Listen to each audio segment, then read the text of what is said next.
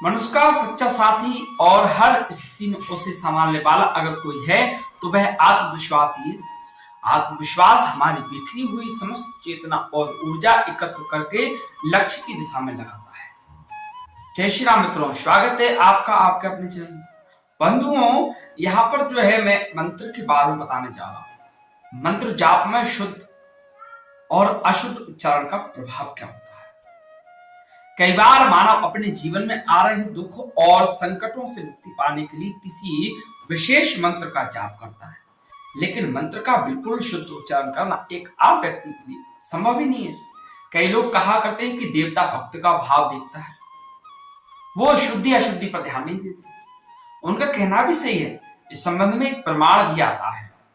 मूर्खो वदति विष्णाय ज्ञानी वदति विष्णवे तयोरेव समं पुण्यम भावी ग्राही जनार्दन। भावार्थ, मूर्ख व्यक्ति ओम विष्णाय नमः बोलेगा, ज्ञानी व्यक्ति ओम विष्णवे नमः बोलेगा। फिर भी इन दोनों का पुण्य समान है, क्योंकि भगवान केवल भावों को ग्रहण करता है। जब कोई भक्त भगवान को निष्काम भाव से बिना किसी स्वार्थ की याद करता है, तब भगवान भक्ति की क्रिया और मंत्र की शुद्धि अशुद्धि के ऊपर ध्यान नहीं देते। केवल भक्त का भाव देखते हैं कि वो मुझे कैसे याद कर रहा है। लेकिन जब कोई व्यक्ति किसी विशेष मनोरथ को पूर्ण करने के लिए किसी मंत्र का जाप या स्तोत्र का पाठ करता है, तब संबंधित देवता उस व्यक्ति की छोटी से छोटी क्रिया और अशुद्ध उच्चारण पर ध्यान देते हैं। जैसा वो जो जाप या पाठ करता है, वैसा ही उसको फल प्राप्त होता है। इस संबंध में एक कहानी आती है कि एक बार एक व्यक्ति की पत्नी बीमार थी। वो व्यक्ति पंडित जी के पास गया और पत्नी की बीमारी की समस्या बताई। अब पंडित जी ने उस व्यक्ति को एक मंत्र जाप करने का कहा कि भैया आप ये फलाने मंत्र को जपिए, और उसको दे दिया मंत्र।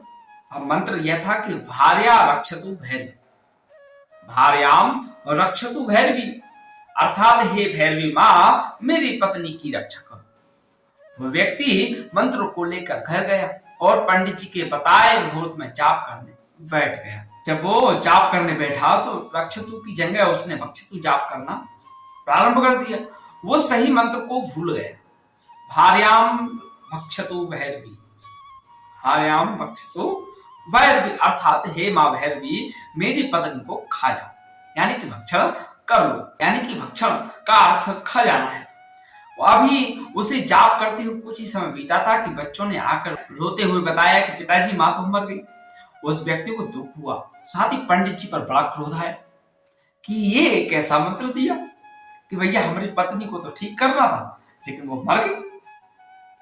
पंडित जी बड़ा क्रोध आया, गुस्सा आया। उसने जो है कुछ दिन बाद अपने कार्यक्रम पूरा करके पंडित जी के पास जाकर मिला और कहा कि आपके द्वारा दिया हुआ जो मंत्र था मैंने जप रहा था, लेकिन थोड़े दिनों बाद मेरी पत्नी मर गई। अब पंडित जी विचार करने लगे। उन्होंने कहा ठीक है भैया बताओ तुम कौन सा मंत्र पढ़ रहे थे, कैसे जाप किया आपने। पंडित जी ने कहा तो व्यक्ति बोला भार्याम भक्षतु भैरवी, भार्याम भक्षतु भैरवी। पंडित जी बोले तुम्हारी पत्नी मरेगी नहीं तो और क्या होगा, एक तो पहले ही वह मरणासन पर थी और रही सही कसर तुमने रक्षतु की जगह भक्षतु जप करके पूरी कर दी। भक्षतु का अर्थ है कि खा जाओ, और दोष मुझे दे रहे हो। उस व्यक्ति को अपनी गलती का एहसास हुआ तथा उसने पंडित जी से भी क्षमा मांगी। इस लेख का सार यही कि जब भी आप किसी मंत्र का विशेष मनोरथ पूर्ण करने के लिए जप करें, तब क्रिया और मंत्र शुद्धि पर अवश्य ध्यान दें। किसी गुरु मुख से अवश्य उस मंत्र को सिद्ध कर लें।